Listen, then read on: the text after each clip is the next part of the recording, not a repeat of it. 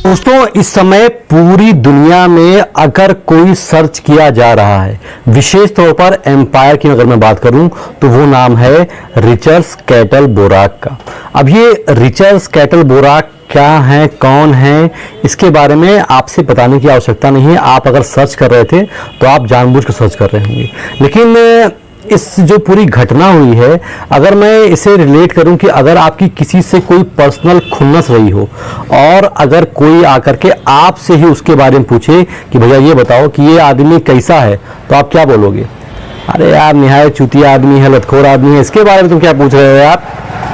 तो यही सेम घटना तब होती है जब भारतीय टीम WTC फाइनल खेलने के लिए लंदन के ओवल के मैदान में थी और एक ऐसा डिसीजन स्कैटलबोराक साहब ने ले लिया जो पूरी दुनिया अपने नंगी आंखों से देखेगी अगर, तो साफ दिख रहा था कि ग्रीन साहब ने गिल का कैच पहले पकड़ा है, उसके बाद उन्होंने उसको जमीन पर छुआया है, वहां से घास तक उठ जाती है, लेकिन ये थर्ड एम्पायर साहब स्कैटलबोराक साहब ने इसे बहुत अच्छे तरीके से देखने के बाद कहा नहीं नहीं आउट है। हम लोग बोले भैया घास पे लगी है, कहने में कोई बात नहीं तभी आउट है। अरे भैया थोड़ा सा जूम कर लो, आप जूम करके देख लो, वो जमीन पे छुई हुई है गेंदा। अरे जूम करने की हमको जरूरत ही नहीं है, साफ दिख रहा है कि वो आउट है। तो अगर कोई आदमी ऐसा कहता है, लगातार ऐसा काम करता है, तो हम क्या बोलेंगे कि इससे इनकी पर्सनल खुन्नस तो रही ही होगी। और इतिहास के जो पन्ने हैं अगर आप उसको खंगाल करके पहले देखेंगे भी तो भारतीय टीम के लिए इनका रिकॉर्ड बहुत खराब रहा है। ये एक विशेष प्रकार के पनौती रहे हैं भारतीय टीम के लिए। एम्पायर रिचर्ड स्कैटलबोराक का और भारत का संबंध काफी पुराना रहा है। अगर मैं कायदे से कहूं तो एम्पायर रिचर्ड स्कैटलबोराक भारतीय टीम के लिए एक अच्छे खासे पनौती रहे। मैं ऐसा इसलिए कह रहा हूं क्योंकि मेरे पास पूरे साक्ष्य हैं। दोस्तों, ये जो एम्पायर साहब थे ये साल 2014 के विश्व कप फाइनल जब भारत और श्रीलंका आमने सामने थी तब भी एम्पायरिंग यही कर रहे थे। वहां भी भारत टीम हार गई थी फाइनल में श्रीलंका से। 2015 के वर्ल्ड कप सेमीफाइनल में भी एम्पायरिंग स्कैटलबोराक साहब कर रहे थे, वहां पे भारत हार गया था।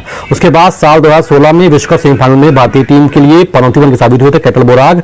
साल 2017 के चैंपियन ट्रॉफी के फाइनल में भी स्कैटलबोराक ही एम्पायरिंग कर रहे थे, भारतीय टीम वहां से भी हार के बाहर हो गई थी। साल 2019 वर्ल्ड कप सेमीफाइनल जब भारतीय टीम न्यूजीलैंड से हार कर बाहर हुई थी तभी भाई साहब ही एम्पायरिंग कर रहे थे, एम्पायर थे उस समय और भारतीय टीम बाहर हो गई थी। और अब आप देखिए साल 2023 में WTC फाइनल में भी स्कैटलबोराक को एम्पायरिंग दे दी गई। हालांकि एम्पायरिंग यहां मैदान पर नहीं कर रहे थे, लेकिन इनका जब रोल आया थर्ड एम्पायर वाला तो उन्होंने अपनी भूमिका बहुत सुंदर तरीके से निभाई। उन्होंने कहा कि भारतीय टीम आई है, मैं एम्पायर हूं, तो ऐसा हो ही नहीं सकता है कि मैं कोई ऐसा डिसीजन ना जो उनका करने लेकर रहा हूं। मतलब सुनील गावस्कर साहब, द ग्रेट सुनील गावस्कर कह रहे हैं कि भैया गेंद छुई हुई है, जमीन में टच है, ये नॉट आउट है। रवि शास्त्री बोल रहे हैं नॉट आउट है, हरवंश सिंह बोल रहे हैं नॉट आउट है। लेकिन इनका जो विशेष प्रकार का आंख था, इनका जो विशेष प्रकार का लेंस था, उसमें दिखा कि गेंद जो है छूने से पहले उनके नीचे उंगली थी और ये एकदम क्लीन कैच पकड़ा है। हालांकि ग्रीन को पता था कि भाई साहब आउट नहीं है, लेकिन फिर भी एम्पायर ने आउट दे दिया, तो उनकी गलती क्या है। तो स्कैटलबोराक साहब, आप जिस तरीके से सर्च किए जा रहे हैं गूगल पर, अगर आप भारत में आ जाएंगे तो भारत भी लोग आपको उस तरीके से सर्च कर रहे हैं, गूगल सर्च कर रहे हैं। तो कहीं आप भारत में इस समय दिख मत जाइएगा, वरना थोड़ा सर्च से थोड़ा सा खतरनाक हो सकता है।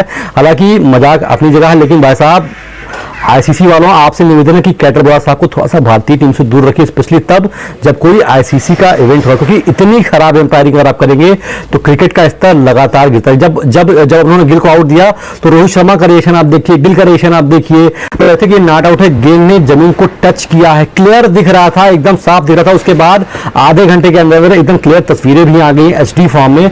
लेकिन ये भाई साहब ने तो अपना काम कर दिया था और हम सब यही बोल रहे थे कि अब पछताए होत का जब चिड़िया चुग गई खेत। तो ICC वालों, ऐसे चिड़िया को एम्पायरिंग मत करवाइए, मतलब ऐसे एम्पायर से एम्पायरिंग मत करवाइए जो बार बार खेत को चुग जाए।